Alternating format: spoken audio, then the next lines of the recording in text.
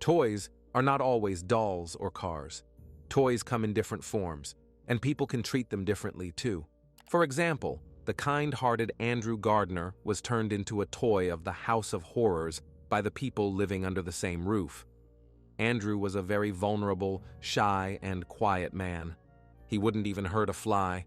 Because of his traits, he always wanted to please others. Despite some challenges in his life, everything was going well until he met a woman who completely changed his fate. Help this channel grow. Like the video, try the new hype feature, leave a comment, and subscribe for more stories. This helps us a lot. Thank you.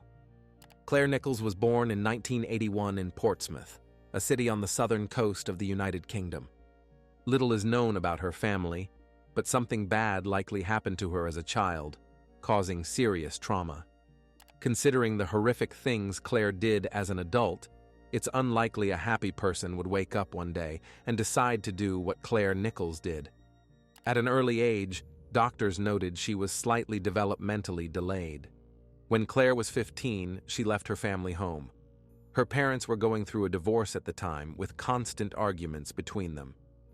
Claire left because of the divorce, and it wasn't an organized move. She didn't go to a foster family or live with relatives. The teenager simply packed her things and left the home where she spent her childhood. The 15-year-old schoolgirl was left to fend for herself, so she soon met a man named Malcolm and moved in with him. They lived together for 2 years, until Claire turned 17. After breaking up with Malcolm, she continued to drift around, scraping by with odd jobs. By 18, Claire was tired of her nomadic life and realized she wanted some stability. Around this time, she met a man named John Peterson. John Peterson was also from Portsmouth. He had once served as a radar operator in the Royal Navy. But John Peterson was 46 years old, while Claire was only 18. Although she was technically an adult, she was still a child compared to John. The age difference wasn't the only red flag, as John Peterson had previously been convicted of a crime against a minor. He didn't hide his dark past. Despite this, over the next few years, they had 3 children together, 2 daughters and a son. It might seem like the young girl fell into a trap with an older man and became his victim. But in reality, it was the other way around, as Claire was cruel to John. According to Peterson, Claire was obsessed with control. She would lose her temper over the smallest things, was prone to verbal and physical abuse, and constantly manipulated him. Later, John called her a devil and the most evil person on earth.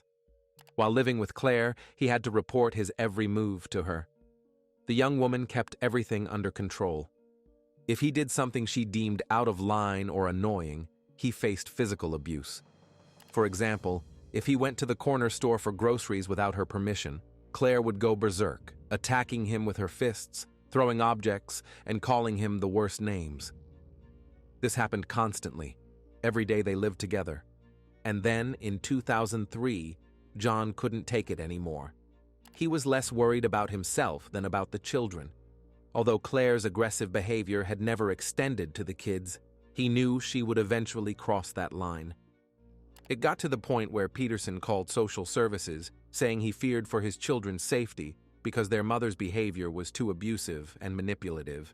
But the authorities ignored John's complaints, citing his prior conviction for crimes against minors. No one took his words seriously. Worse still, social services called Claire and threatened to take her children away unless she ended her relationship with the convicted man. After that call, Claire packed her things and left John, taking the kids with her. She was 21 at the time. She decided to move closer to her mother and sister, who were living in Newcastle in northeast England. There, Claire entered a new relationship with a man named Stephen Martin. Stephen was 37, 16 years older than his partner.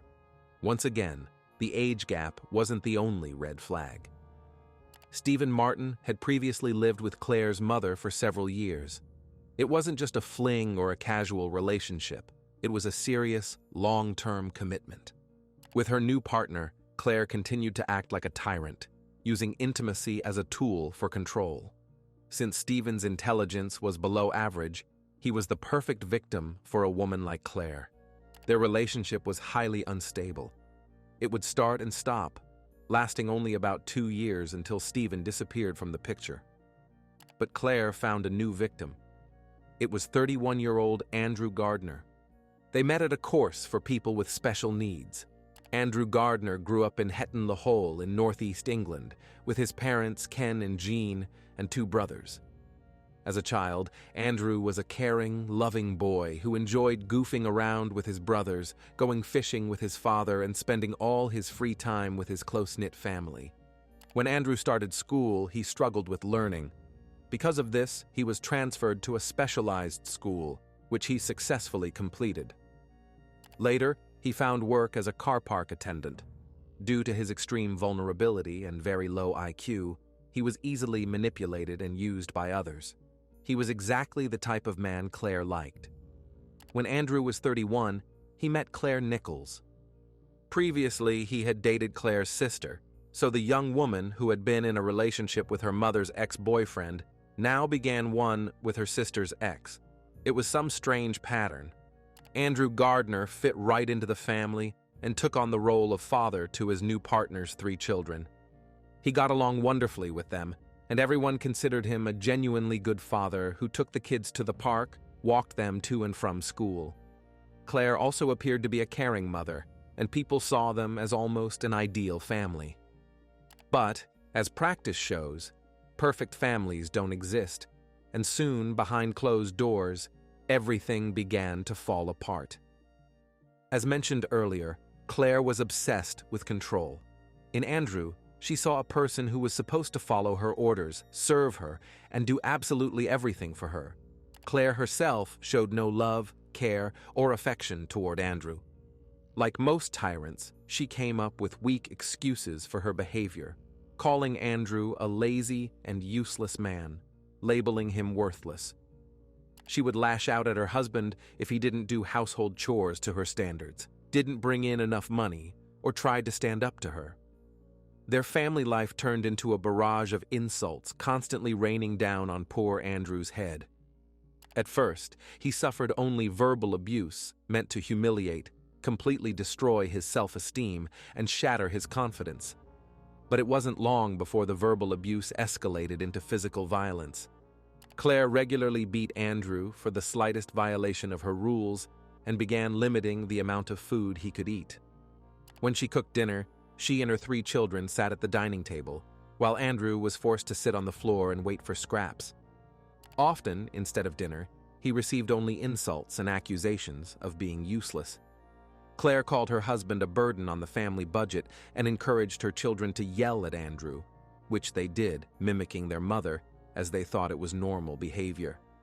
Andrew was literally starving. He lost a lot of weight and began secretly stealing food from the cabinets, sneaking unattended pieces of bread or chocolate. When Claire found out, she cut out all the pockets from Andrew's pants so he couldn't steal and hide food. Additionally, she started counting the cookies and candies in the cupboard and weighing the leftover food in the fridge. Most likely, she took pleasure in Andrew's suffering, as she didn't just starve him, but also began depriving him of sleep. When he dozed off, Claire would wake him and force him to walk around the room. Then she decided to do what all abusers do, completely isolate Andrew from his friends and family. She took his phone and forbade him from contacting relatives.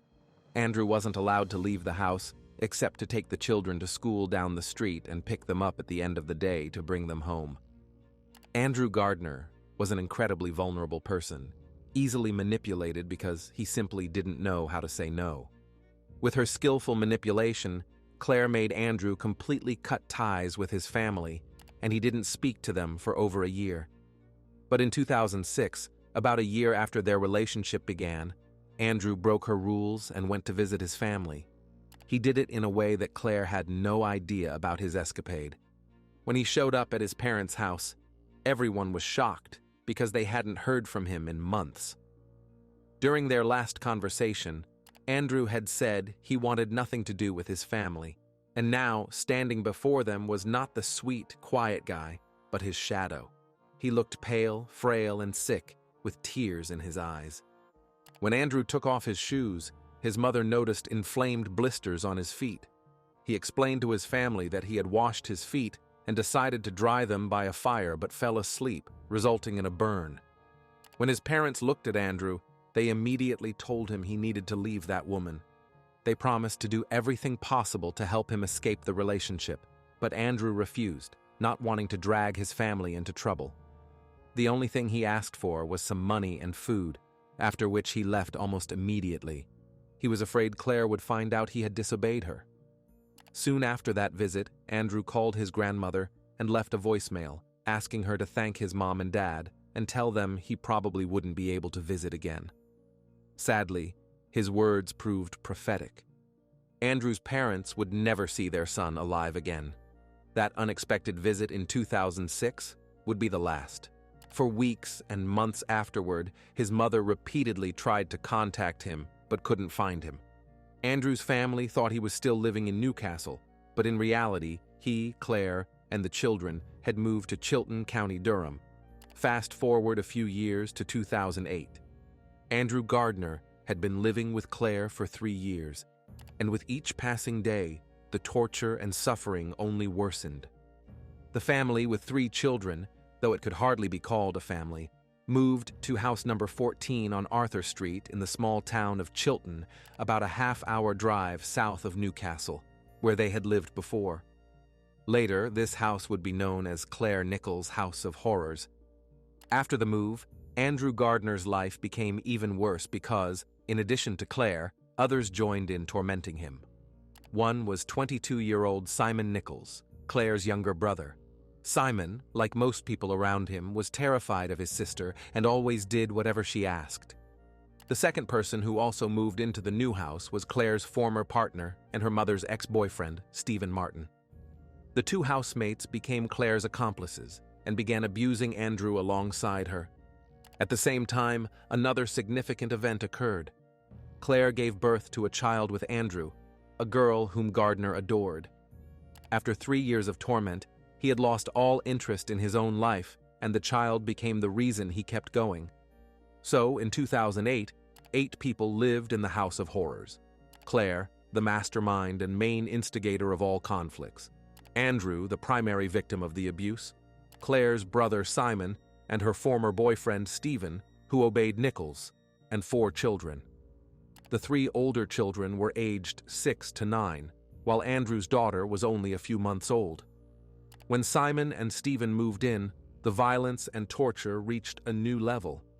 Stephen Martin didn't move into Claire's house by chance. A physical relationship reignited between them. Now they weren't just sleeping together but doing so in front of Andrew. Claire did this deliberately, saying she got more aroused seeing another person's pain and humiliation. She loved having power and control over everyone in the house. But Gardner's suffering excited her the most. She forced him to watch while she was intimate with another man. But she got even more aroused when inflicting physical pain on Andrew. It got to the point where Claire and Stephen would first beat, kick, and scratch Gardner, then immediately engage in sexual activity. With each instance, Claire became more aroused, and eventually her torture reached an utterly inhumane level. Claire constantly came up with new punishments for Andrew. She brought her wild, perverse fantasies to life with the help of her 2 accomplices, Simon and Stephen. Both men were eager to please their so-called mistress. Andrew was whipped, lashed with long pieces of curtain wire across his bare body. The thin wire left huge, ragged wounds on his skin.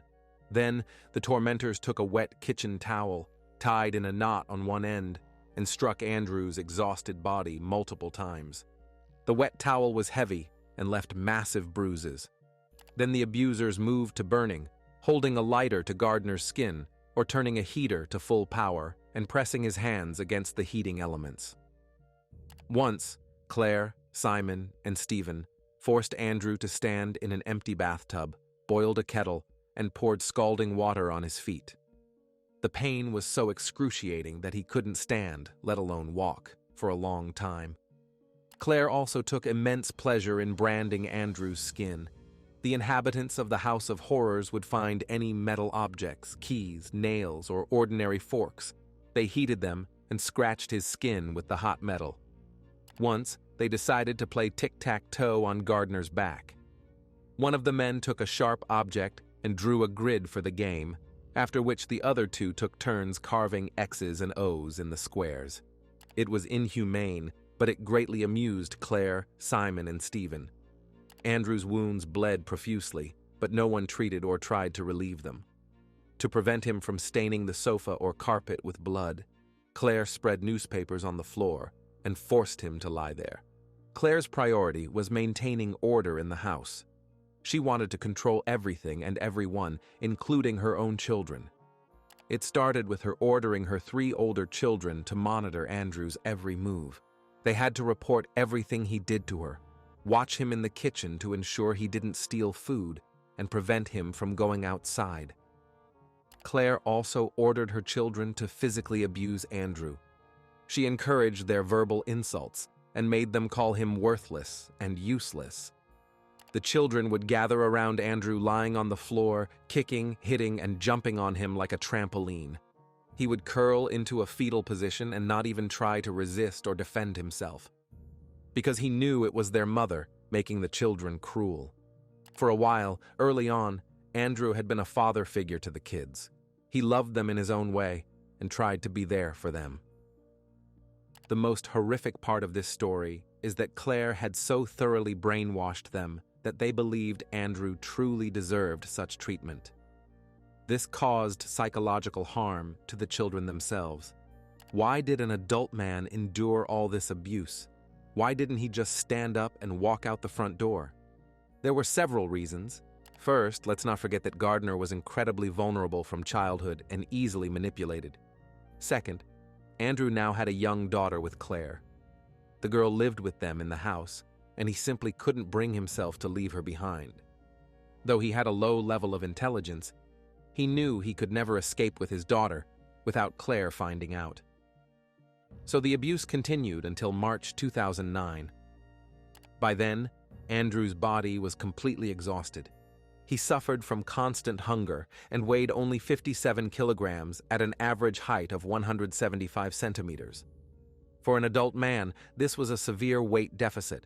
On top of that, he was beaten and injured daily. Gardner's body was covered in numerous cuts, bruises, and burn marks. In total, he had over 100 injuries of varying severity. To top it all off, due to prolonged starvation, Andrew suffered from blood poisoning and lung disease. It's believed he physically wouldn't have been able to escape the house even if he wanted to. He simply didn't have the strength to flee.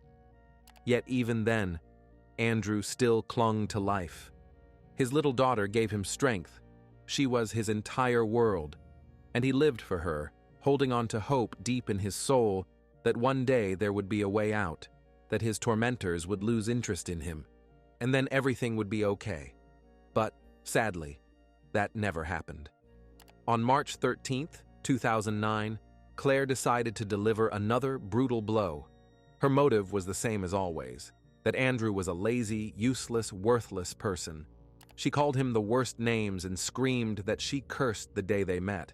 After verbal insults, she took off all her rings before hitting Andrew several times. Stephen and Simon were also in the room when Claire started throwing punches, and soon the men joined in the beating. Andrew curled into a fetal position on the floor, trying to protect his head and chest. He desperately hoped and prayed the attack would stop, but his tormentors took turns kicking and stomping on him. Then Claire slammed Andrew's head against the floor several times, stood on his back, and began jumping, using all her strength and weight. At that moment, he was barely showing signs of life. By the end of the attack, Andrew had broken ribs that had actually pierced his lungs. He also suffered a brain hemorrhage, but he was still alive, still clinging to life in some astonishing way. To finish Gardner off, Claire and Stephen made love next to him, after which everyone went about their business, leaving the injured man alone. A few hours later, during which Andrew endured unimaginable, excruciating pain, he passed away. Later, the autopsy would show he was conscious, but unable to move due to the pain. Essentially, he suffocated because his broken ribs had pierced his lungs. After the brutal attack, realizing they had gone too far, Claire, Simon, and Stephen panicked. Although they had done everything to ensure Andrew died in agony, They now didn't know what to do with the body or how to avoid punishment for their crime. In the end, the inhabitants of the House of Horrors came up with a plan. They were likely confident in their impunity. That same evening, when Gardner died at 11:27 p.m., Claire called emergency services, pretending to be deeply concerned about her partner's condition. According to her, Andrew was on his way home when he was attacked by unknown assailants. The attackers robbed and beat him so badly that he barely made it home. When paramedics arrived at house number 14 on Arthur Street, they could only confirm the death of 35-year-old Andrew Gardner, as he no longer needed medical attention. He was lying on the living room floor in just his shorts. He wasn't breathing, had no pulse, and his body was rigid. Everything indicated he had been dead for several hours. The story about the attack seemed suspicious to the paramedics, so one of them asked Claire when Andrew had returned home and how long he had been lying on the floor in that condition. Nichols replied that it had happened about half an hour ago. He had told her how strangers attacked, robbed, and beat him. After that, Andrew collapsed on the living room floor, unable to stand, and began struggling to breathe. Claire called emergency services, but apparently it was too late. Simon Nichols told police that Gardner left the house around 8:30 p.m. and only returned after 11 p.m., complaining of being attacked. Claire Nichols said she was upstairs when her partner came home, while Stephen Martin and Simon were watching TV. The doctor examining Gardner's body immediately realized the woman was lying, as Andrew had been dead for several hours based on his condition. And judging by everything, his death was slow and extremely painful. The paramedics immediately called the police. The body was taken for an autopsy, and Claire, Simon, and Stephen were taken to the police station for questioning. The three criminals tried to stick to their story that Andrew had been robbed, but their words sounded unconvincing. Investigators didn't believe their story, and the autopsy results confirmed that things were not at all as the trio tried to portray. Andrew Gardner's body was so battered that it took 6 medical experts, including burn specialists and emergency trauma surgeons, several days to complete the examination. The first thing the pathologist and colleagues noticed was severe emaciation, followed by numerous signs of abuse, including the tic-tac-toe game carved into the victim's back. The autopsy revealed about 150 injuries of varying severity, including 21 broken ribs, burns on his feet, neck, and back, whip marks, severe bruising, a skull fracture, and brain injuries typically seen in car accidents or falls from a height. Detectives also used luminol during the inspection of Claire Nichols' house to find hidden traces and bloodstains. It turned out blood was almost everywhere, though someone had tried very hard to clean it up. This only confirmed that Andrew Gardner was not a victim of random criminals. He had been tortured and then killed by the people living under the same roof: Claire Nichols, her brother Simon Nichols, and her partner Stephen Martin. As mentioned earlier, Andrew's mother had tried for a long time to contact her son, but couldn't find him. His parents didn't even know he had moved to another town with Claire or that they had a granddaughter. When Jean and Ken Gardner heard on the local news on March 14, 2009, that a 35-year-old man had been brutally killed in a house in Chilton, they didn't think much of it. It never crossed their minds that their son would meet such an end. Detectives broke the horrific news to the parents the next day. The extent of Andrew's suffering from his injuries became fully clear when the case finally went to trial. Pathologists and expert witnesses went into agonizing detail about how Gardner sustained all his injuries. As the police admitted, this case was particularly difficult for them due to the extreme level of violence. It was probably one of the most brutal cases they had ever investigated. What shocked the detectives most was that the main orchestrator of the abuse against her partner was a young mother of 4. Claire, Stephen, and Simon initially claimed their innocence. They kept trying to avoid punishment, but when they realized no one believed them, they turned on each other, trying to pin the blame for the abuse on anyone but themselves. At one point, the trial had to be paused because when Simon Nichols was on the stand giving testimony, he said Claire had delivered the final blow that killed Andrew. Claire, who was in the courtroom at the time, heard her brother's accusation, jumped up, and tried to attack him. She was so enraged that she couldn't contain her anger and aggression, even in front of the jury and the public. Court bailiffs had to restrain her, and the hearing was briefly adjourned. Throughout the trial, none of the defendants showed any remorse. But the jury in the Crown Court wept when they watched a video of Claire's 7-year-old son describing how they abused his stepfather. He said, "My mom caught and pushed him because he stole a chocolate bar. She did it because Andrew often stole food. We beat him too. I scratched him with keys and hit him with my fist, and we also wrote a curse word on his back. We did it with a pen and nail polish." The boy thought Andrew Gardner had been sent to prison because he nearly destroyed their family. The child didn't even know Andrew Gardner had died. Hearing such things from a 7-year-old was deeply disturbing, and it was even more unsettling to realize that the children weren't just witnesses to the horrors in their home, but active participants in the abuse. By the end of the trial, the jury had no doubt that all 3 defendants were guilty. By the way, one of Claire Nichols' former lovers cried when she was sent to prison. The man said he could have been in Andrew Gardner's place, and the thought gave him chills.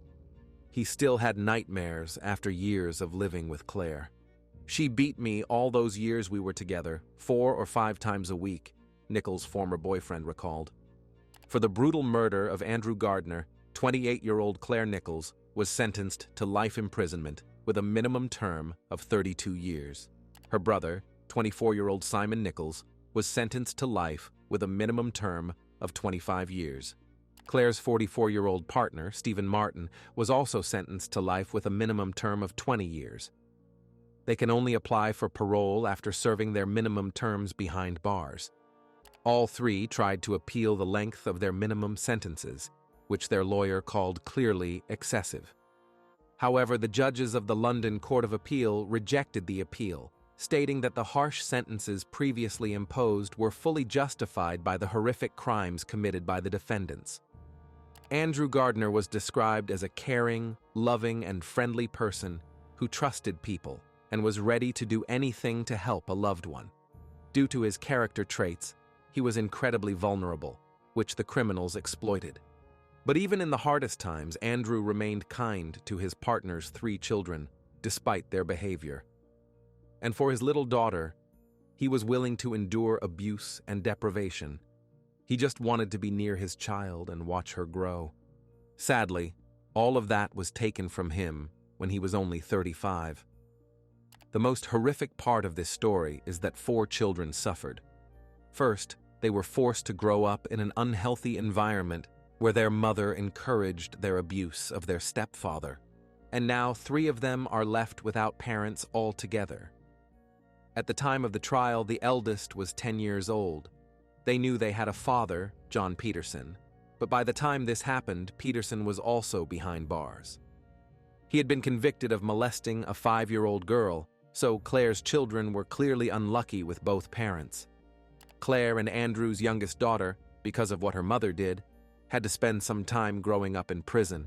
But more importantly, she now has to grow up without her loving father, whose life was taken by her own mother. 16 years after the murder, all 3, Claire, Stephen, and Simon, are still in prison, where they belong. In prison, Claire Nichols befriended Rose West, who ran a cross-stitch club. Rosemary Pauline West is a British serial killer who, along with her husband Fred West, tortured and killed at least 9 young women and her 8-year-old stepdaughter.